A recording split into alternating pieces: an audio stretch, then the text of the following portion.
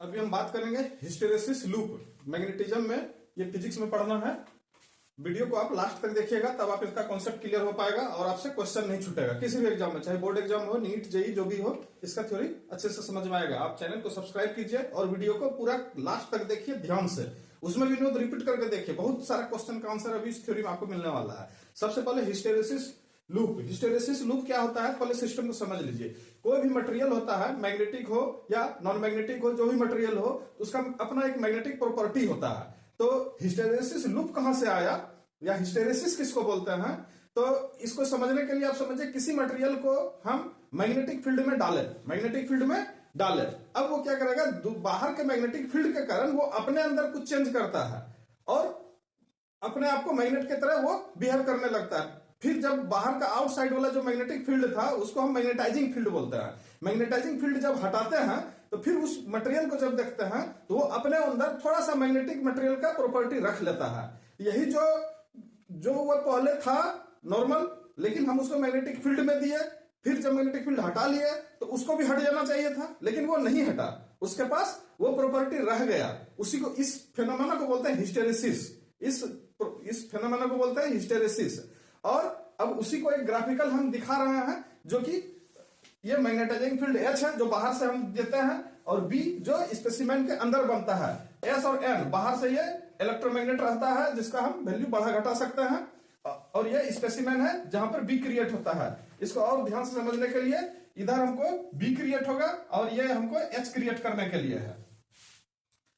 इसी से ये ग्राफ आता है। अब इसमें समझिए कैसे ये ग्राफ बनता है। शुरू में जीरो फील्ड था, स्पेसिमेन को रखे, अब फील्ड को हम H वाला फील्ड को, मैग्नेटाइजिंग फील्ड को बढ़ा रहे हैं। जब बढ़ाएंगे चलिए B तक गए, दैट मीन्स यहां तक हम लेके आ गए। इसका वैल्यू H पॉजिटिव में, इसका वैल्यू हम बढ़ाते चले गए, फिर इसका वैल्यू धीरे धीरे घटाते चले गए। घटाने में क्या होता है, इसको फिर से स्पेसिमेन के अंदर, यानी इस B का वैल्यू इसी रूट पर इसको ऐसे लौटना था, लेकिन नहीं लौटता है।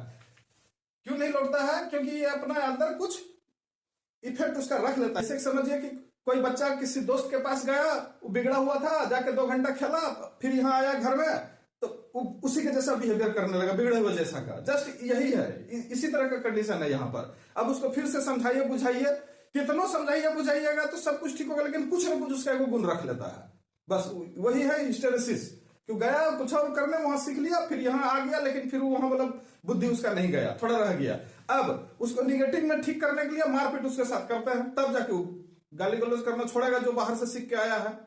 तो यही हुआ हिस्टेरेसिस। अब मैग्नेटिक मटेरियल को जब हम पहले मैग्नेटाइजिंग फील्ड बढ़ा रहे थे तो इस ग्राफ पर ऐसे गया यहाँ पर, अब जब हम घटा रहे हैं तो इसको घट के 0 होना चाहिए, लेकिन जैसे ही हम बाहर वाला मैग्नेटाइजिंग फील्ड 0 कर देते हैं, लेकिन ये इस ग्राफ के थ्रू यहां तक लौट के आता है, यहां पर आ जाके रुक जाता है। हम बाहर वाला 0 कर दिया, लेकिन ये अपना एक इतना जो मैग्नेटिक फील्ड है अंदर में स्पेसिमेन में, वो इतना पकड़ के रख लिया। इसी को बोलते हैं, जितना वो रख लिया, यानी मैग्नेटाइजिंग फील्ड 0 होने के बाद भी जो स्पेसिमेन अपने अंदर रख लिया, इस प्रोसेस को तो हिस्टेरेसिस बोले। अब जो रख लिया उसको रिटेंटिविटी बोलते हैं, उसको बोलते हैं रिटेंटिविटी। दैट मीन्स वो रिटेन कर लिया, उतना मैग्नेटिक प्रॉपर्टी अपने अंदर रिटेन कर लिया। इसका दूसरा भी नाम है रिमेनेंस। रिटेंटिविटी रिमेनेंस भी बोलते हैं, और रेसिडुअल मैग्नेटिज्म भी इसको बोला जाता है। रेसिडुअल मैग्नेटिज्म भी इसको बोला जाता है। अब इसमें देखिए, अब इसको खत्म करने के लिए, दैट मीन्स बच्चा भी गाली गलौज करने सीख लिया, अब घर आके भी गाली दे रहा है, बच्चे दोस्त उसका चला गया है, लेकिन अभी भी गाली दे रहा है। अब उसको ठीक करने के लिए क्या कर रहे हैं, मारपीट, मतलब निगेटिव में जा रहे हैं। इस फील्ड को निगेटिव यानी उल्टा डायरेक्शन से बदल के उसको ठीक करने की कोशिश कर रहे हैं। तो अब इतना फील्ड यहां देना पड़ा, मतलब 2-4 थप्पड़, एक थप्पड़ में ठीक नहीं हुआ, 2-4 थप्पड़ देना पड़ा। तो जितना थप्पड़ देना पड़ा उसको फिर से 0 करने के लिए, दैट मीन्स इस ग्राफ को यहां से यहां तक लाने के लिए जितना बच्चा को थपड़ियाना पड़ा, उसको ये कोर्सिविटी बोलते हैं। यानी निगेटिव डायरेक्शन में मैग्नेटाइजिंग फील्ड का वैल्यू जो हमको देना पड़ गया स्पेसिमेन को फील्ड के 0 करने के लिए, उसको कोर्सिविटी बोलते हैं। ये टर्म याद रखिएगा, ये एक बार नहीं कई बार पूछा है। इसको कोर्सिविटी बोलते हैं या कोर्सिविटी फोर्स भी बोलते हैं, कोर्सिव फोर्स भी बोलते हैं, जो भी बोले कोर्सिविटी टर्म रहेगा, आपको ये याद रखिए। अब ये आखिर कोर्सिविटी हमको क्या बताता है, वो किस चीज के नेचर को बताता है। कहने मतलब एक बच्चा 2 थप्पड़ में ठीक हो गया, दूसरा बच्चा 10 थप्पड़ मारे तब ठीक हुआ, इससे क्या पता चलता है। दैट मीन्स कोर्सिविटी से स्पेसिमेन का क्या पता चलता है, इससे यह पता चलता है कि उसके अंदर रेसिडुअल रिटेंटिविटी यानी उसके अंदर रखने का क्षमता कितना था। ओके, मतलब हम थोड़ा सा एक आध लाइन याद रहेगा तो एक थप्पड़ मारेंगे वो भूल जाएगा, फिर से यूज नहीं करेगा। अब इतना ना सीख के आ गया कि अब भुलाइए लगा है तो बहुत ज्यादा थप्पड़ मारना पड़ेगा। ये स्पेसिमेन पर डिपेंड करता है। यहाँ 0 हो गया, फिर और निगेटिव में हम बढ़ाते गए तो ये वैल्यू यहाँ आ गया, फिर निगेटिव में भी वही कहानी होता है। फिर अब जब हम निगेटिव से फिर उसको कम करना चालू करते हैं बाहर वाले को, तो ये इसको 0 इधर नहीं होके फिर इस ग्राफ को फॉलो करता है। तो जैसे यहाँ पर इधर से आया था तो इसमें ये यहाँ से जाता है, यहाँ पर इसको ऐसे डायरेक्ट जाना चाहिए था, इधर से नहीं जाता है, तो ये हो गया। फिर यहाँ पर वैल्यू आएगा, फिर यहाँ पर वैल्यू आएगा। दैट मीन्स इसी जैसे इधर से वो छोड़ते हुए आया, फिर यहाँ उसको ठीक करने के लिए नेगेटिव में देना पड़ा, उसी तरह से फिर यहाँ इसको ठीक करने के लिए पॉजिटिव में देंगे तब जाके 0 होता है। जस्ट इसी साइकिल को मतलब हो गया, यहां से शुरू कीजिए, हम चालू किए ओ से, ए यहां से O A B C D E F G, फिर बी में पहुंच गया। तो ये जो लूप बना इसी को हिस्टेरेसिस लूप बोलते हैं, इसी को हिस्टेरेसिस लूप बोलते हैं। अब हिस्टेरेसिस लूप देख के हमको क्या क्या पता चलता है वो आपको समझना है। अब इसमें एक केस आता है कि फेरोमैग्नेटिक सब्सटेंस के लिए, फेरोमैग्नेटिक सब्सटेंस में इस प्रोसेस को करने में एक बार हम इधर से मैग्नेटिक फील्ड डाले, फिर उसको हटाने के लिए उल्टा डाले, तो इस प्रोसेस में क्या होता है कि जो मतलब लॉस होता है, मतलब पूरा 0 जो नहीं होता है फिर उसके लिए करते हैं, तो स्पेसिमेन के अंदर जो लॉस होता है एनर्जी, उसको हिस्टेरेसिस लॉस बोलते हैं, उसको एनर्जी लॉस जो होता है उसको हिस्टेरेसिस लॉस बोलते हैं। अब आपको समझ में आ रहा होगा कि ट्रांसफार्मर में जो हिस्टेरेसिस लॉस वर्ड का यूज हुआ था तो यही हिस्टेरेसिस लॉस है। उसमें तो एक बार मैग्नेटिक फील्ड पॉजिटिव, जब एसी पॉजिटिव साइकिल रहता है तो एक डायरेक्शन में बनता है, दूसरा साइकिल में दूसरा डायरेक्शन में बनता है। तो पहले डायरेक्शन पॉजिटिव डायरेक्शन से जब नेगेटिव डायरेक्शन में आता होगा तो वो मटेरियल तो आसानी से फिर डीमैग्नेटाइज नहीं होता होगा, उसको फिर ठीक करने के लिए फिर एनर्जी थोड़ा खर्च करना पड़ता होगा। यहां पर आपको समझ में आ गया होगा। अब ट्रांसफार्मर का कोर बनाने के लिए वैसा मटेरियल लेना होगा जिसका हिस्टेरेसिस लॉस कम से कम हो, मतलब वो आसानी से मैग्नेट बन जाए, आसानी से डीमैग्नेटाइज भी हो जाए। क्लियर?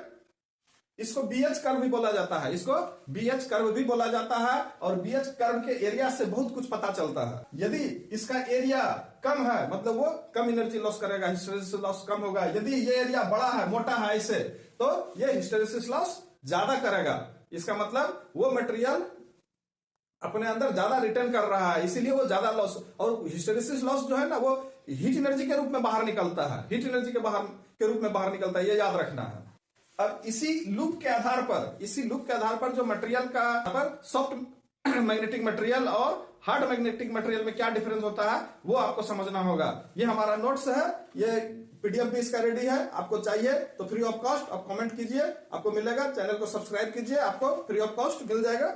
इसमें देखिए सॉफ्ट मैग्नेटिक मटेरियल में पहला लाइन है लो कोर्सिविटी, कोर्सिविटी उसका लो होना चाहिए। जो कोर्सिविटी ये समझाए दैट मीन्स कम से कम निगेटिव डायरेक्शन में देने पर ही वो आसानी से 0 हो जाना चाहिए, उसको सॉफ्ट मैग्नेटिक मटेरियल बोलते हैं। फिर लो रिटेंटिविटी, मतलब अपने अंदर वो कुछ नहीं रखे, किसी दोस्त के पास जाए उसका कुछ सीख के ना आए, दैट मीन्स वो सॉफ्ट कहलाएगा, सॉफ्ट मैग्नेटिक मटेरियल। फिर लो हिस्टेरेसिस लॉस, हिस्टेरेसिस लॉस वाजिब है, जब आपका कोर्सिविटी और रिटेंटिविटी कम है तो फिर वो वाजिब है वो कम से कम एनर्जी लॉस करेगा। मटेरियल सॉफ्ट मटेरियल, जो सॉफ्ट मैग्नेटिक मटेरियल का वो टेम्पोररी मैग्नेटिज्म के लिए यूज होता है। टेम्पोररी मैग्नेट उससे बनाया जाता है, परमानेंट मैग्नेट नहीं बनता है उससे, टेम्पोररी कहीं वो तो अपने अंदर रखता नहीं है। फिर है use in electromagnets, core of transformer, motor, generator, जितना भी इस इक्विपमेंट है जिसमें मैग्नेट यूज होता है, सॉफ्ट मटेरियल का मैग्नेट यूज होता है। ट्रांसफार्मर जिसमें कि बार बार उसको डायरेक्शन चेंज करना है, उसमें सॉफ्ट मटेरियल का यूज करते हैं। यदि हार्ड मैग्नेटिक मटेरियल देंगे तो एक बार मैग्नेट बन जाएगा तो फिर डीमैग्नेटाइज नहीं होगा, वो आगे फिर साइकिल पूरा नहीं करने देगा, बहुत ज्यादा एनर्जी लॉस करेगा। अब इसमें मटेरियल का नाम याद रख लीजिए कुछ, म्यू मेटल, स्टोलार, सॉफ्ट आयरन, ये तीनों सॉफ्ट मैग्नेटिक मटेरियल कहलाता है। इसी से हमको ट्रांसफार्मर का कोर बनाते हैं, या डायनेमो जनरेटर में जो मैग्नेटिक मटेरियल लगता है सॉफ्ट आयरन, उसी से यूज करते हैं।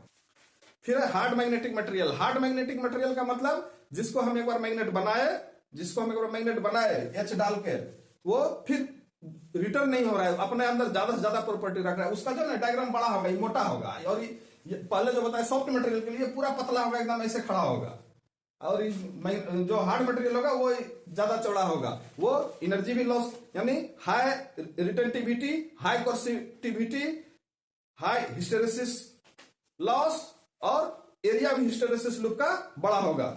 अब यूज कहां होता है उसका? परमानेंट मैग्नेट बनाने में। परमानेंट मैग्नेट किससे बनेगा? जिसका इसका लूप बड़ा होगा।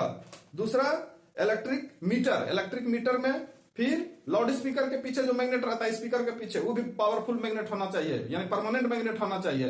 उसको हार्ड मैग्नेटिक मटेरियल से बनाते हैं। उसमें एग्जांपल है एलनिको, एल्कोमैक्स, टिकोनेल। ये तीनों एग्जांपल याद रखिएगा। नीट, जेई या जीके, जीएस, रीजनिंग कॉमन चीज है पढ़ने के लिए, सबको पढ़ना चाहिए। वीडियो आपको पसंद आया, क्लास अच्छा लगा तो आप चैनल को सब्सक्राइब कीजिए, और क्या टॉपिक आपको समझने में नहीं आता है वो हमको बताइए, हम आपको समझाएंगे।